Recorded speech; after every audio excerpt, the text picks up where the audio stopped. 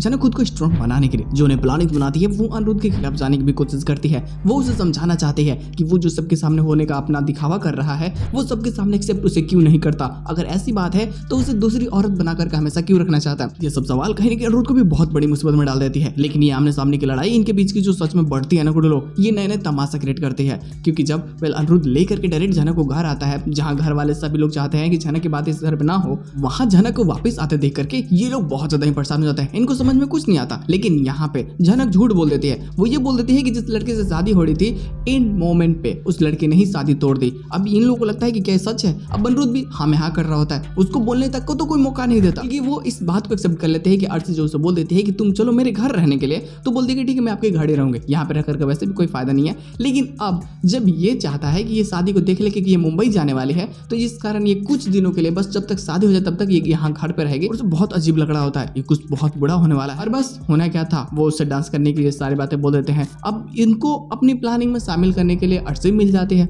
और अर्ची भी साथ दे ही देती है। एक्स्ट्रा प्लॉट कल रात में ही मैंने कवर कर लिया था, बट गुरु लोग यहाँ पे जनक को बहुत अजीब लग रहा होता है। धीरे धीरे सारे प्लानिंग के बारे में पता चलती है। लेकिन वो सच जानते हुए भी खुद की बदनामी होने वाली है ये उसे पता होता है, बट फिर भी वो डांस करने का फैसला करती है। वो एक लास्ट टाइम अनिरुद्ध के सामने खुद को समर्पित करती है ताकि अनिरुद्ध कुछ बोले, कुछ कर सके, कुछ ऐसी जो भी उसके दिल की भावनाएं हैं जो उसके अंदर दबी हुई है वो बाहर निकल करके आ सके। और बस होता क्या है, अंत तक ये खुद ही इरिटेट हो जाती है उसकी छोटी मोटी बातों से, कि जब तक ये सोच रहे थे कि अब मुझे प्यार है उनसे या फिर उनको मुझसे प्यार है, तो ये चाहती है कि इस प्यार को ये सबके सामने एक्सेप्ट करे। लेकिन अनिरुद्ध एक शब्द भी नहीं बोल पाता, यहाँ तक कि ना ही वो डिपेंड कर पाता है। इस बार मानो कि वो खुद ही कमजोर पड़ चुका होता है और अब लगता है जैसे कि वो हार जाएगा। और ये बातें जनक को बिल्कुल पसंद नहीं आती कि हर कोई उसे डोमिनेट कर रहा होता है। अब हर कोई उल्टी सीधी बातें बोल रहा है और ये बातें भला वो चुपचाप कैसे सह सकती है। कहीं ना कहीं ये उसको अपना पति मानती है, तो बस अपनी पत्नी होने का ये फर्ज भी निभाती है। वो उसके लिए स्टैंड लेती है। लेकिन पोस्ट क्रेडिट सीन कहीं ना कहीं आंखें खोलने वाला होता है।